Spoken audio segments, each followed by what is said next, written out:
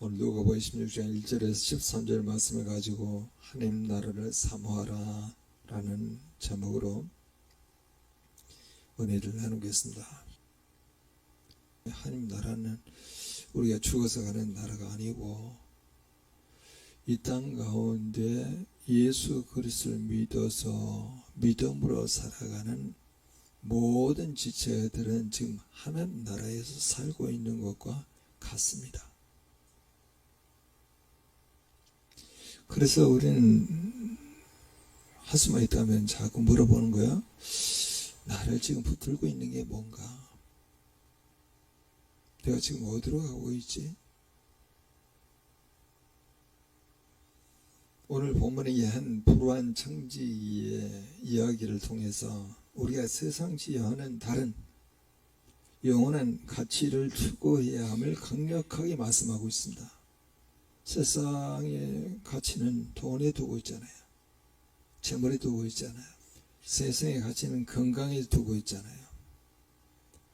자녀들이 잘 자라서 이 세상에서 남부럽지 않게 살아가는 것도 이 세상의 가치이기도 해요.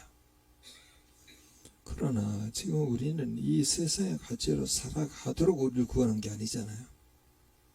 하나님 나라의 가치로 살아가도록 구원을 한 거잖아요. 오늘 본문에는 이 불안 옳지 않은 청지기가 지혜 있게 했다고 하는 것처럼 자기의 앞날, 자기의 장래를 위해서 내가 어떻게 하면 좋을까? 이 세상에서 살아남으려고 그러면 어떻게 해야 할까라고 하는 생각을 가지고 주인의 재물을 낭비해야 했잖아요. 이 청지기가. 주인이 그걸 알고 난 다음에 이 청지기에게 네가 보던 일을 세마라. 이제 너의 직무를 계속하지 못하게 될 것이다. 어떻게 나의 재물을 자기의 유익을 위해서 낭비할 수 있느냐, 사용할 수 있느냐. 여러분, 여기에 주인은 하나님이세요. 우린 청지기로 와 있습니다. 근데 우리의 주신 건 모든 게 하나님의 것이에요.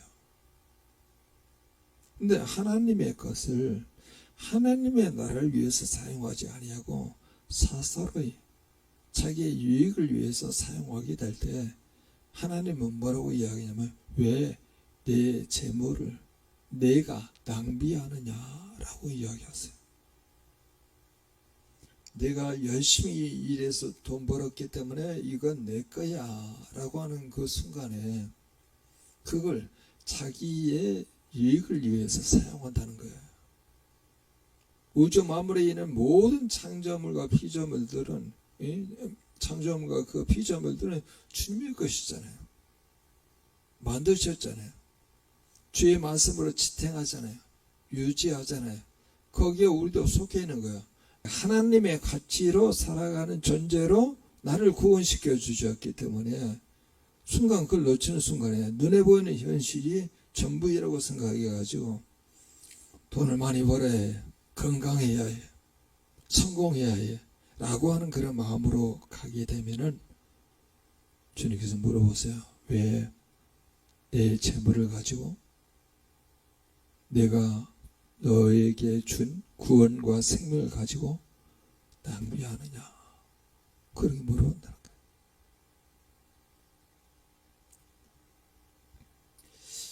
우리는 이 세상의 주인이 아니라 하나님의 청지기입니다.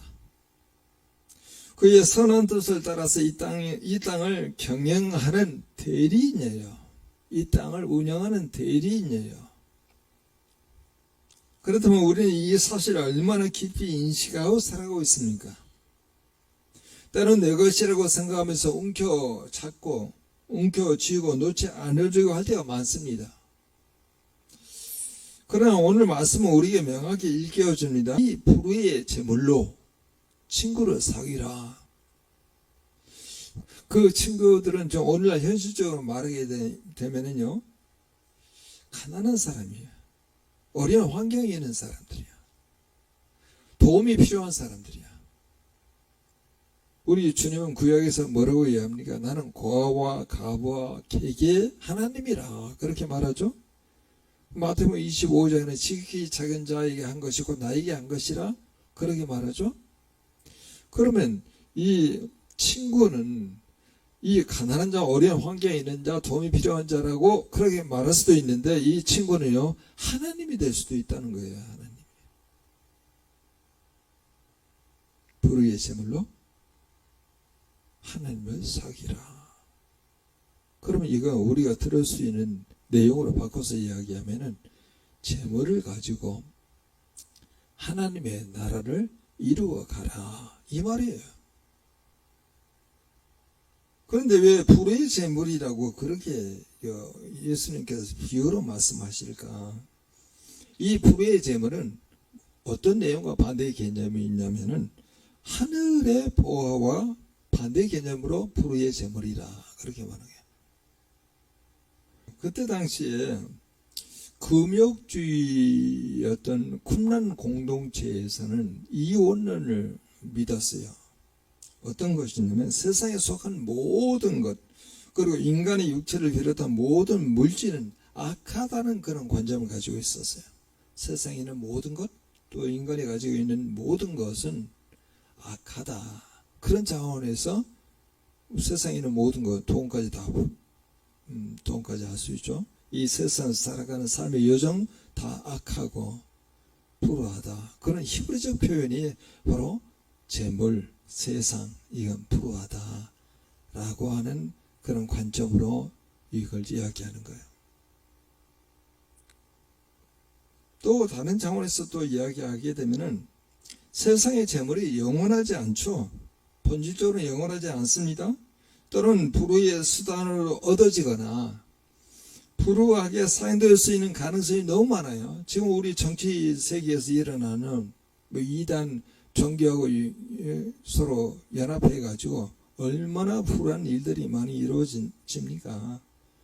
우리가 당신이 대통령 선거운동할 때 이렇게 내놓을 테니까 국가의 재정에 해당하는 공적 자금에 우리의 캄보디아나 필리핀의 공적 자금을 우리가 많이 사용할 수 있도록 배려해달라.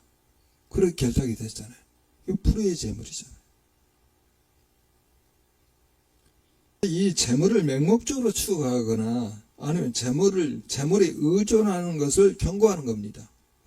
그래서 끝부분에 그렇게 말하고 있죠. 하나님과 재물을 겸하여서 섬길 수가 없다. 재물을 의존하는 것을 경고하고 사람을 유혹하고 때로는 불우한 행위로 이끌 수 있는 그 본질을 상기시키기 위해서 불의의 재물로 라고 이야기한 거예요. 불우한 청지기는 이 재물을 자기 유익을 위해서 낭비한 것이죠. 그런데 오히려 그 불우한 그 청지기가 불우한 재물을 그렇게 사용한 것에 반해서 불우한 재물로 친구를 사귀라. 그렇게 말하는 거죠. 단순히 돈을 잘 쓰라는 의미를 훨씬 넘어서는 예수님의 명령이에요. 우리가 가진 모든 것이 하나님의 것임을 인정하고 그것을 하나님의 뜻대로 사용할 수 있는 지혜를 가지라는 말이에요. 세상은 끊임없이 우리에게 더 많은 것을 가지라고 속삭입니다. 더 많은 돈, 더 높은 지위, 더 넓은 집. 그러나 그것들이 과연 우리에게 영원한 만족을 줄 수 있을까요? 예수님은 우리에게 두 주인을 섬길 수 없다고 단호히 말씀하고 있잖아요. 하나님과 재물을 동시에 섬길 수는 없다는 거예요. 어느 쪽을 선택하십니까? 하나님이십니까? 아니면 세상의 재물입니까? 우리가 가진 모든 것이 하나님의 소유임을 깨달을 때 우리는 비로소 참된 자유와 기쁨을 누릴 수 있습니다. 그것은 마치 어린아이가 부모님의 물건을 가지고 마음껏 놀면서도 결국 그 모든 것이 부모님 것임을 아는 것과 같습니다. 그 아이는 물건을 잃어버리고 두려워하기보다는 부모님 사랑 안에서 안전하게 노는 기쁨을 누리는 거예요. 우리가 하나님을 우리가 하나님 나라를 사모하는 것은 이 땅에 가서 소유하는 기쁨보다 하나님께서 우리에게 주신 것을 통해 하나님의 뜻을 이루는 기쁨을 선택하는 거예요. 자, 그러면 이미지 하나를 보도록 하겠습니다. 자기에게 주신 것이 그렇게 많지는 않은데 하나님께 바치는 한 사람이 등장해요.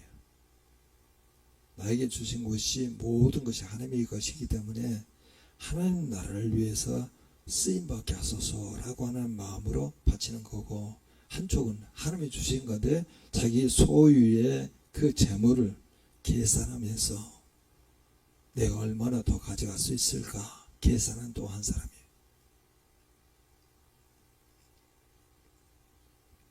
자, 하나님께서 우리에게 모든 것을 맡기셨다면 우리는 어떻게 그건 온전히 섬길 수 있을까요? 오늘 본문은 불완 청지기의 지혜를 통해서 우리에게 중요한 교훈을 줍니다. 이 청지기는 해고당할 위기에 처하자 주인의 채무자, 빚진 자들을 다 동원하는 거죠. 당신 지금 기름이 얼마나 비쌌습니까? 그러니까 100마리입니다. 그러면 여기 증서가 있으니까 50마리로 고쳐 쓰십시오. 그렇게 이야기하고, 당신은 얼마나 주인에게 빚졌습니까? 그렇게 이야기하니까 100마리입니다. 그러면 빨리 이 증서에 80으로 고쳐 쓰십시오. 요 부분이 상당히 지혜롭다는 거예요. 이게 주인 건데 빚을 감해주게 되면 나중에 그 친구들이 자기 청지기를 영접하지 않겠느냐, 내가 어떻게 할 일을 알았다 이렇게 말하면서 갑자기 머리가 도는 거예요.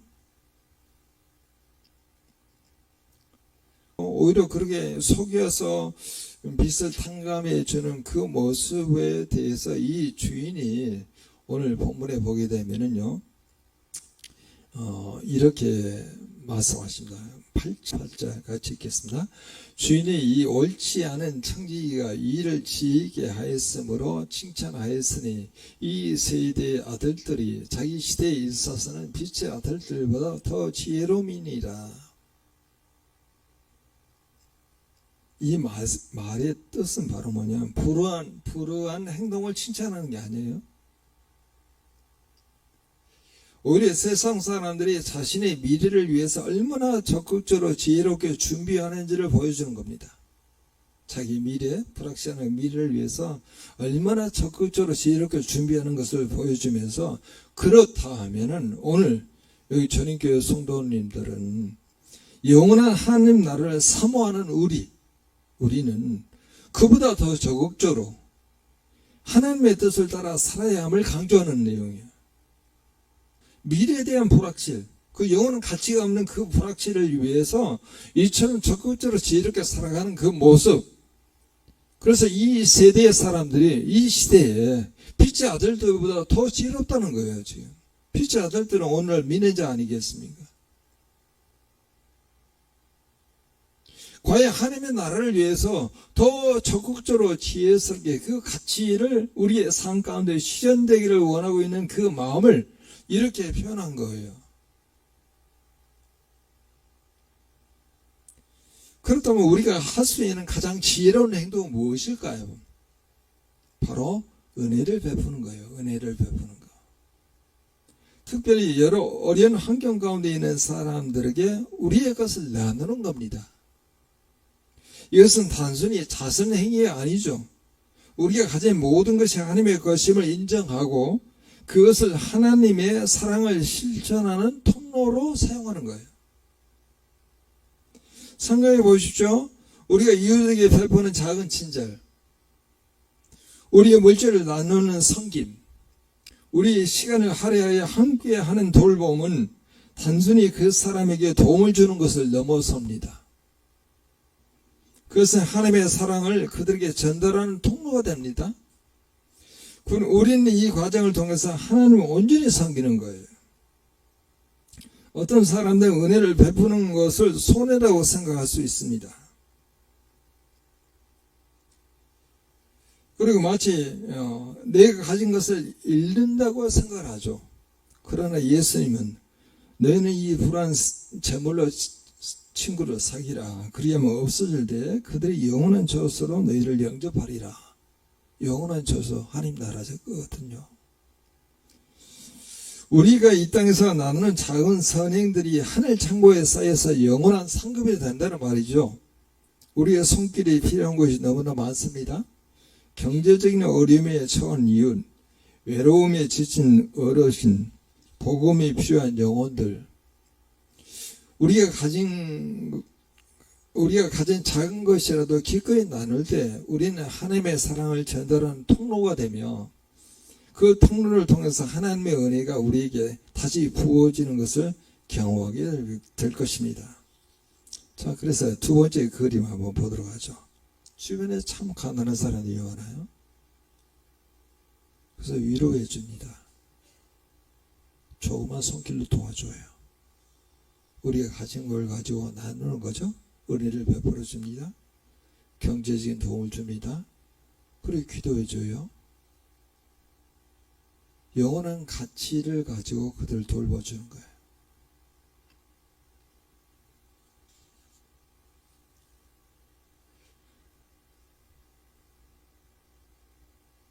자, 그렇다 그러면은 우리가 가진 모든 것이 하나님의 소유임을 인정하고 하나님을 온전히 섬기는 마음으로 이웃에게 은혜를 베풀 때 우리는 어떤 삶을 살게 될까요? 오늘 본문을 통해서 이렇게 말씀하십니다. 내가 하나님을 온전히 가진 자로 하나님을 온전히 갖게 돼요. 2절 같이 한번 읽어봅니다. 너희가 만일 남의 것에 충성하지 않으면 누가 너희의 것을 너희에게 주겠느냐? 말이 좀 어렵죠? 남의 것. 이 남의 것은 바로 이제 주인의 것이죠. 주인의 것을 충성하지 않으면은 누가 너희의 것을 너희에게 주겠느냐? 그러게 너희의 것을 주겠느냐?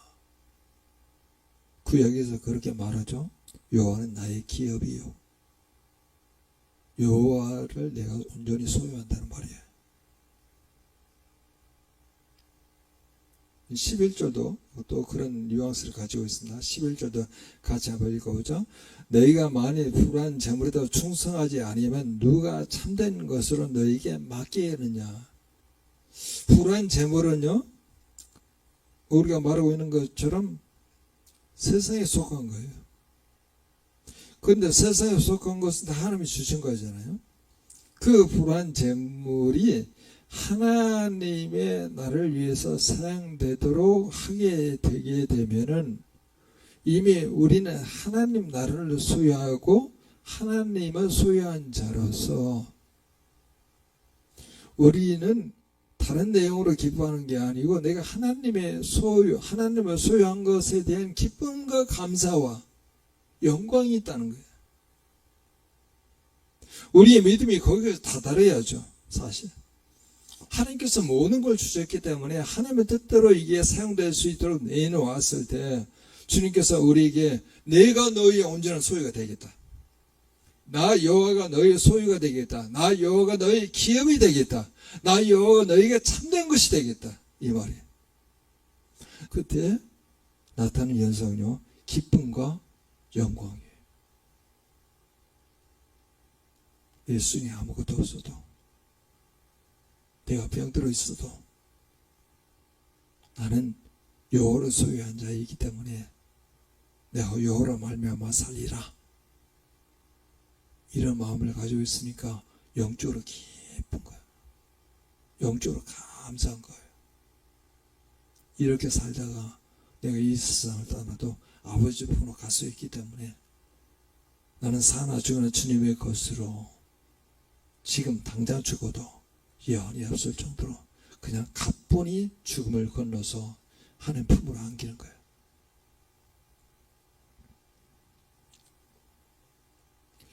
혹시 지금 우리의 삶이 공허합니까?